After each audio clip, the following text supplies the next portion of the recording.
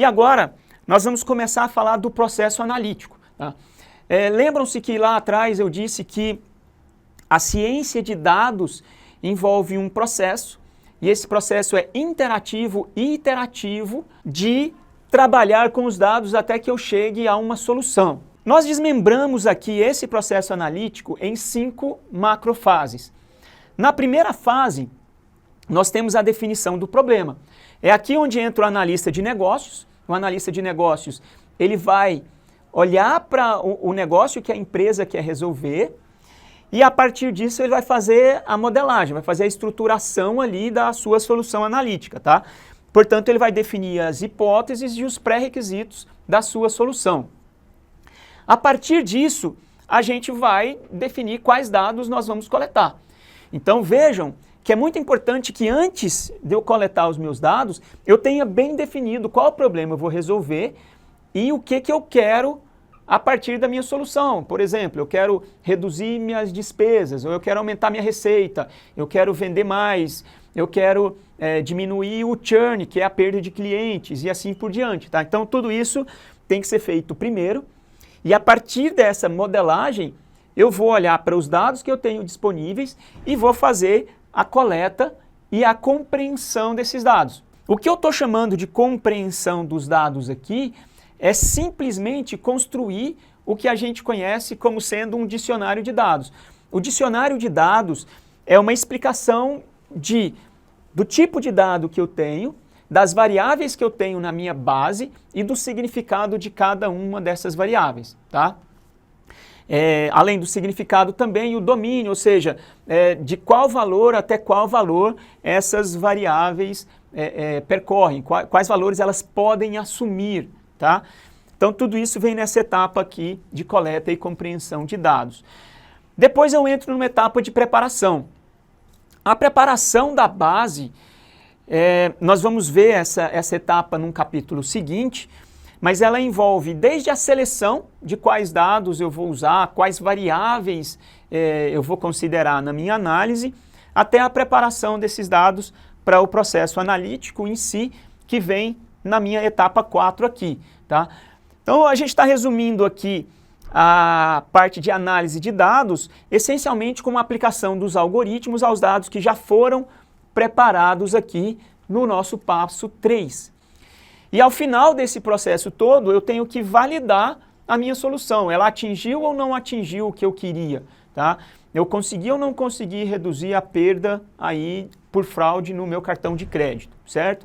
Então eu tenho que avaliar o desempenho e uma vez que a solução que a solução é satisfatória, né, apresenta um desempenho satisfatório, eu vou implantar essa solução, vou colocá-la em produção dentro do meu sistema.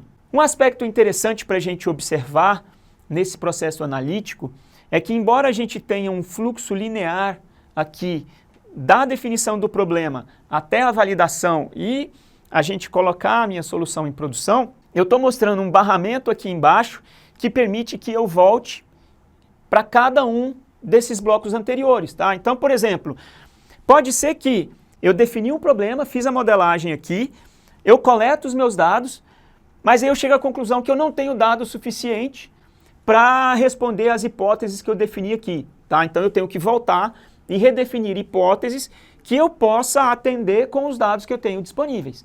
Tá? Isso vale para todas as etapas do processo. Pode ser que eu prepare os dados aqui, aplique alguns algoritmos e veja, olha, não resolveu, a solução não é satisfatória. Então eu posso ter que voltar na preparação, eu posso ter que voltar na coleta e assim sucessivamente. Tá? Então esse processo ele pode ter que voltar aqui a qualquer momento, de qualquer fase posterior para qualquer fase anterior. Bom, um outro aspecto importante também, que a gente já discutiu um pouco, é que essa área de ciência de dados é uma área multidisciplinar.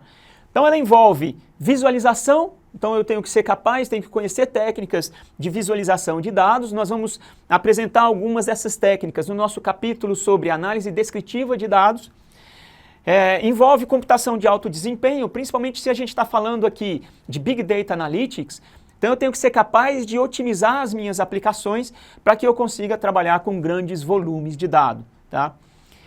Envolve matemática e estatística, a gente vai falar um pouco de matemática aqui, um pouco de estatística também.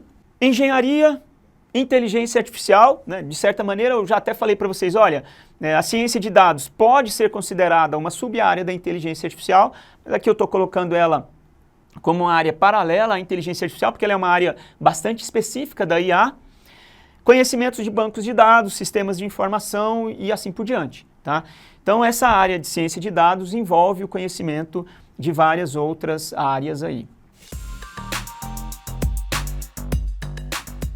Bom, nós podemos dividir a análise de dados em duas grandes áreas. Primeiro que a gente chama da análise descritiva de dados e a análise preditiva de dados. A análise descritiva, eu essencialmente vou trabalhar como é que está a distribuição de frequência dos dados da minha base. Nós vamos aprofundar sobre isso, tá? Então não precisa se preocupar com esses detalhes por agora. A gente vai entender também como que esses dados estão distribuídos, quais são as tendências que existem nesse dado em relação, por exemplo, à média, em relação à forma da distribuição dos dados. E a gente também tem como visualizar esses dados utilizando diferentes tipos de gráficos, tá? Diferentes tipos de ferramentas de visualização. As análises preditivas, que envolvem, na maioria dos casos, o desenvolvimento de algoritmos específicos, né? Nós estamos separando aqui em 4 grandes áreas. A parte de agrupamento de dados, classificação, estimação ou regressão e a mineração de regras de associação, tá? O desenvolvimento aí de técnicas de associação entre os dados. Nós vamos aprofundar em cada uma delas em diferentes capítulos também aqui do nosso curso. Algumas dicas importantes aí para o processo analítico, tá? Primeiro, eu preciso definir qual que é a relevância da análise para o negócio. A gente tem que ter em mente que o objetivo final é sempre gerar resultado para o meu negócio, para a empresa, tá? E essa relevância tem que estar muito clara. Faz parte daquele processo de análise de negócios lá, do trabalho do analista de negócios que eu comentei com vocês anteriormente. A gente precisa entender que as características da base influenciam os resultados, influenciam todo o processo analítico.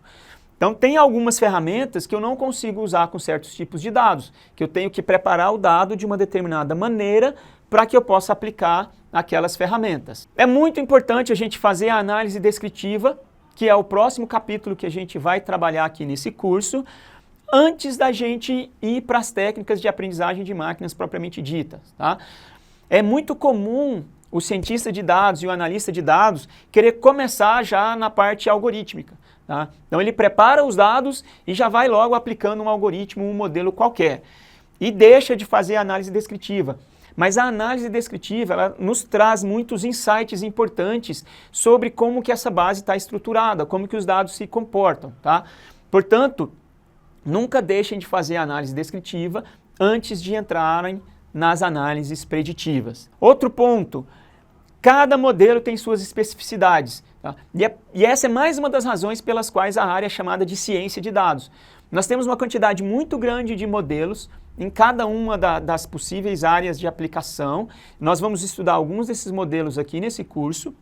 E a gente precisa conhecer um pouco do modelo para saber quando que ele é aplicável.